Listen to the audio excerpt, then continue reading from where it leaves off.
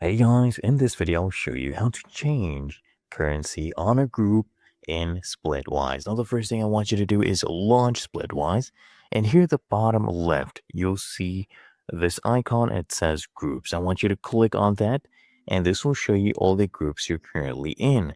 Just select the group you want to change the currency for. Let's say for this example I'll select London, and if you don't have an expense yet, come here at the bottom right, click on add expense. Okay, now click on start adding expenses. Now I'll show you how to actually change the currency. Okay, so you see this is the currency symbol right here. It's the dollar icon. What I want you to do is tap on it and you can change this to any currency. So let's see right here we have dirhams, United Arab Emirates dirham. So let's select this one. It's been changed to AED. We just enter an amount, let's say 50, and let's add a description.